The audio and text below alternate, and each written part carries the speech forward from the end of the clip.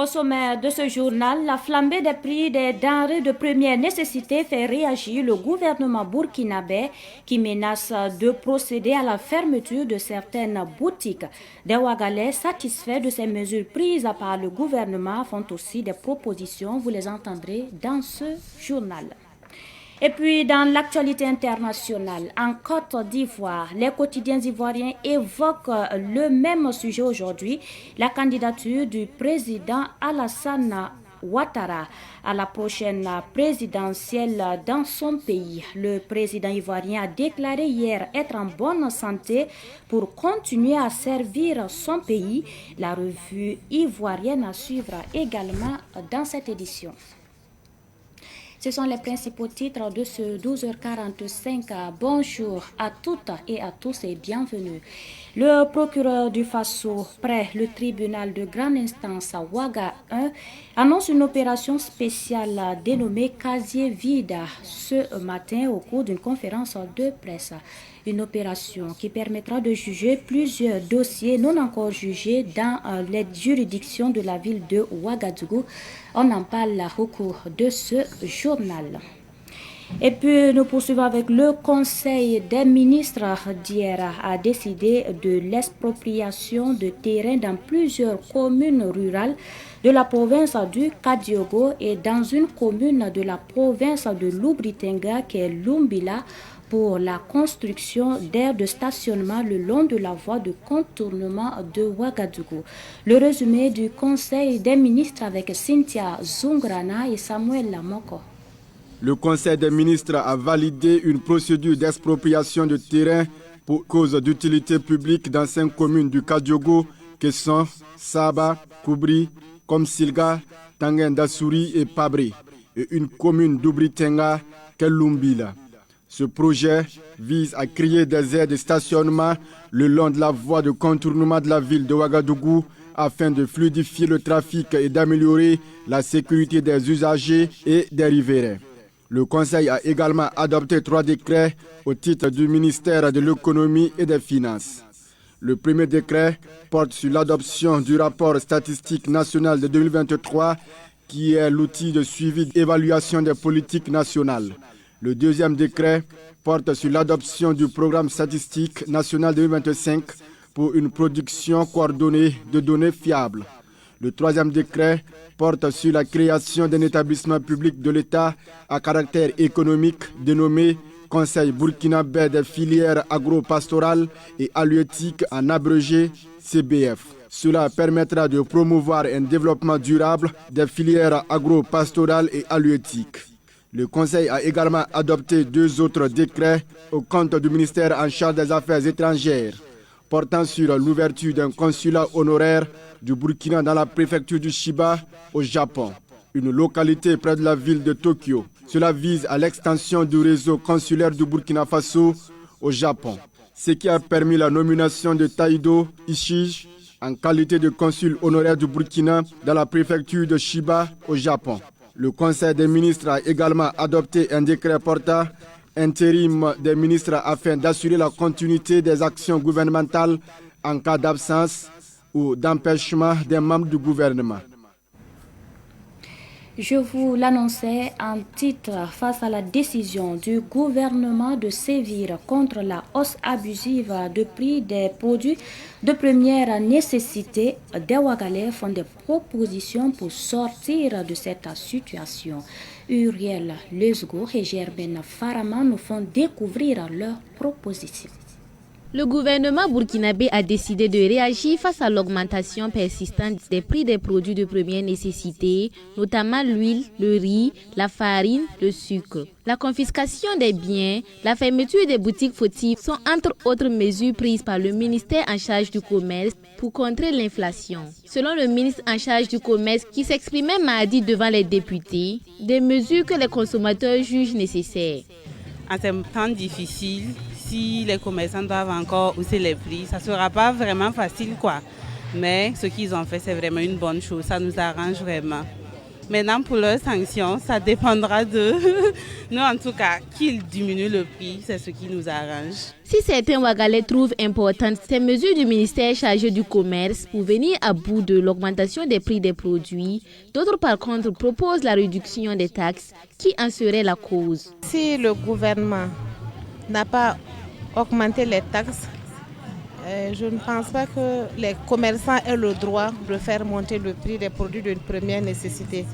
Parce que ce soit le riz, l'huile ou le maïs, on en a besoin et tout le monde sait qu'aujourd'hui, ce n'est pas simple.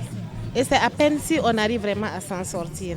Mais s'il faut que les prix augmentent de façon anarchique, il faut que le gouvernement sévisse. Mais bon, je crois qu'il faut commencer par réglementer les prix. Donner un prix fixe pour le riz importé, le riz local, dans pratiquement toutes les boutiques. Et si cela n'est pas respecté, que le gouvernement sévisse. Pour le retour définitif à la stabilité des prix sur le marché, des consommateurs suggèrent la création d'entreprises locales, ce qui permettra de réduire les importations. Il faut qu'on crée des entreprises en fait. Le président disait que il faut que nous les jeunes on trouve des emplois. Là, vous avez commencé déjà à créer les entreprises et que le gouvernement il a bien fait en fait de vouloir créer des entreprises ici au Burkina. Je remercie pour éviter l'exportation des pays. Déjà, ils vendent les produits par rapport à quoi? Par rapport aux tasses en fait. Les consommateurs demandent aux autorités et aux commerçants de trouver un terrain d'entente pour contenir l'inflation. Cri de cœur des résidents de la zone sud de la cité Guelpaz, Imo SA de Koubri ce matin. Les résidents se sont mobilisés et ont invité le promoteur immobilier à électrifier la cité où certains vivent sans eau ni électricité depuis 9 ans. Ils ont fait passer leur message au cours d'une manifestation ce matin. Ils ont également transmis ce message au président de la délégation spéciale de Koubri. Les détails avec Samuel Moko. Les résidents de la zone sud de la cité Guelpaz Imo SA de Koubri tirent la sonnette d'alarme. Ils invitent le promoteur immobilier à respecter le cahier de charges. Car pour eux, vivre 9 ans sans eau et sans électricité, c'est trop. Guelpaz avait déposé un dossier et le dossier avait été validé pour un branchement aérien. Donc jusque-là, nous ne savons pas maintenant qui de Guelpaz, ni de CGE ou de la Sonabel empêche l'électrification de notre cité. 9 ans sans eau ni électricité, vraiment, c'est pas simple. Ce n'est qu'une seule partie de la cité qui a eu l'eau et une autre partie a eu quelques poteaux. Donc nous profitons et interpeller Guelpaz aussi de venir faire le branchement général de toute la cité et que CGE aussi facilite le raccordement du réseau haute tension. Nous demandons vraiment à nos différentes sociétés immobilières de respecter leur cahier de charges. Les responsables communaux de Koubri ont fait le déplacement sur les lieux. Si le président de la délégation spéciale, Léonard Gougou Samadé, s'est indigné de l'acte posé par les résidents de la cité, il leur a quand même signifié qu'ils sont en train de chercher des solutions. Dans leur mouvement, les résidents de la zone sud de la cité de Guelpaz Imo SA ont invité les deux promoteurs immobiliers voisins qui sont Guelpaz Imo SA et CGE Immobilier à s'entendre pour permettre le branchement des réseaux haute tension afin d'électrifier la zone. Et puis cette actualité pour poursuivre, le procureur du Faso près le tribunal de grande instance Ouaga 1 a convié la presse ce matin. Au cours de cette conférence de presse, le procureur a annoncé l'ouverture de plusieurs dossiers dans les jours à venir, notamment l'affaire du stade du 4 août. Nous écoutons Blaise Bazier. Il est au micro de Ahmed Joël Compaoré. Le parquet instruisait le groupement de gendarmerie départementale de Ouagadougou d'ouvrir une enquête pénale sur des suspicions de surfacturation, de conflit d'intérêts et toute autre infraction dans le cadre de l'attribution et de l'exécution du marché de réhabilitation du stade du 4 août. Les investigations ont établi des irrégularités dans la passation du marché relatif à la réhabilitation du stade du 4 août au profit du groupement SIFA SA, Al Mounia, Tuva Insat. Au regard donc des résultats des investigations, une information a été ouverte à l'instruction et l'instruction donc est en cours au cabinet du doyen donc des juges d'instruction.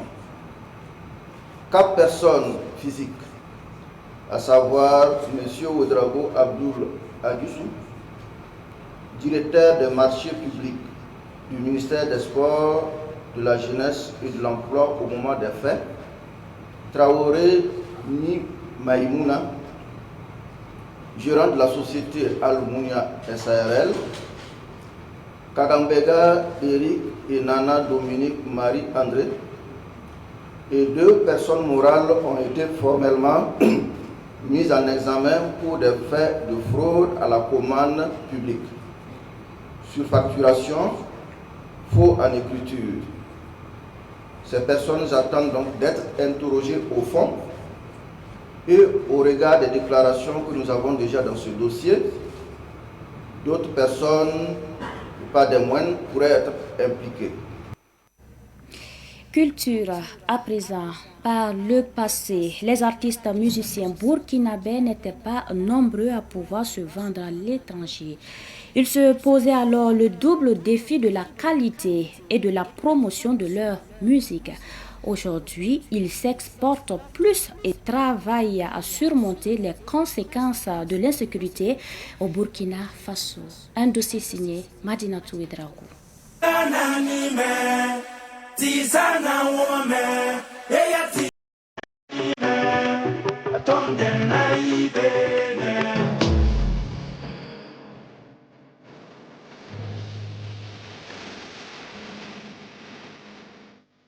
De nombreux artistes burkinabés rencontrent des difficultés à exporter leur musique en raison d'un manque de soutien structuré, de la gestion complexe des contrats et de la faible promotion de leur œuvre à l'étranger. Malgré tout, des artistes comme DJ Domi et Acha Tremblay, récemment en prestation en Côte d'Ivoire, se disent très sollicités par les promoteurs culturels, prouvant qu'il existe des opportunités. Du concert à l'international, c'est parce qu'on est sollicité aussi à l'international. On n'est pas juste limité au pays, on a des fans de hors pays. Donc si ils nous appellent aussi, on s'en va aussi, on a des fans aussi à l'extérieur des autres pays. On a toujours passé, on est bien reçu et c'est chic quoi. Pour Des Altino, cette dynamique n'est pas nouvelle. Malgré le ralentissement des activités économiques et culturelles, les artistes burkinabés bénéficient d'une visibilité croissante à l'international. Ça a commencé depuis longtemps, ce n'est pas de nos jours. Depuis belle lurette, avant nous, il y avait toujours des artistes qui partaient faire des concerts à l'extérieur. Je pense que c'est vice-versa. Il y a des artistes à l'extérieur qui viennent au pays aussi pour faire des concerts. Et pour nous, la musique est universelle. Hein. Là où tu trouves qu'il y a des fans, soit on t'appelle, soit tu peux organiser. Tout qu'on fait, c'est aussi une façon aussi de promouvoir la culture du Burkina Faso. Donc c'est une façon de donner encore la promotion à notre culture, à notre musique. Donc au-delà de ce qu'on gagne, voilà, c'est aussi la promotion de la culture burkinabé. Le manager de DJ Domi et Acha Tremblay, le Zoulou et le Prince National explique que les cachets varient selon les contrats avec les promoteurs de spectacles à l'étranger. Chaque prestation étant soumise à des conditions spécifiques. Non, à l'international, ce n'est pas le même cachet. Vu qu'on va au-delà des frontières, il y a d'autres charges qui doivent être prises en compte. Donc, du coup, sur cette base uniquement, on peut déjà dire que ce n'est pas le même cachet. Les cachets, ça ne peut pas être les mêmes cachets.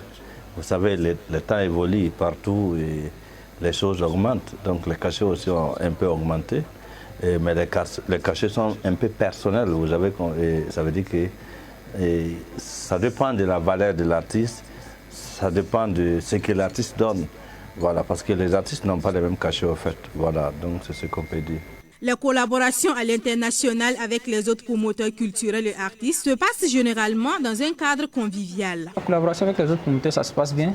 On essaie de s'entendre parce qu'on a un peu, je vais dire ça, comme nos exigences aussi pour pouvoir sortir du pays. On essaie de les soumettre et puis ensemble on essaie de discuter. On trouve un point d'entente et tout est régi par un contrat. Voilà, quand c'est respecté, il n'y a pas de problème. Bon, je pense que c'est comme deux artistes qui se croisent. Hein. Je peux vous confirmer avec Lady Ponce qui est venu faire une semaine ici pour le featuring. Également, Guinée Bassek que j'ai fait un featuring au Mali. Également en Côte d'Ivoire, je l'avais fait depuis l'État avec Serge Beno. King Mensa, je l'ai fait au Togo. Et ainsi de suite. Il y a d'autres artistes ivoiriens qu'on a concocté aussi autre chose, même si on n'a pas pu sortir d'abord. Donc c'est pour te dire que quand les artistes se croisent, il y a le respect.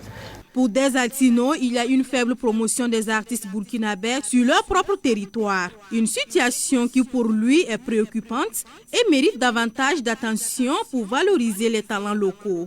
Dans beaucoup de pays, la musique de leur pays sont plus avantagées. Les gens aiment vraiment leurs artistes. Et c'est ce qu'on souhaite aussi au Burkina. C'est vrai qu'il y a des gens qui nous aiment bien, on a beaucoup de fans, mais il y a des petites choses qui restent toujours à régler au Burkina Faso parce que la valeur d'un artiste dépend aussi de son pays. Donc on ne peut pas dire que la promotion se fait de la même façon à l'extérieur parce qu'on n'est pas joué autant que les artistes de leur pays. Ça, c'est quand même difficile. Il y a d'autres pays même que tu peux faire toute la journée sans entendre de la musique. D'ailleurs, ce n'est pas seulement la musique burkinabé. Donc c'est une fois en passant qu'on entend les musiques des autres pays. Donc c'est une façon aussi de donner un gros avantage à leur musique. Et je pense que la promotion ne peut pas être de la même façon que ce soit au Burkina qu'hors du Burkina. Je pense qu'il y a une petite différence. Même si personnellement dans les maquis, dans les boîtes, dans les bars, on les joue, mais la promotion n'est pas pareille partout. Malgré cela, le prince national, DJ Domi, Acha Tremblay et d'autres artistes se disent épanouis tant à l'intérieur qu'à l'extérieur du pays. Autrement dit, saisir des opportunités à l'étranger permet de prendre un bol d'air dans un contexte national marqué par la guerre en attendant le nouveau printemps de la musique burkinabé.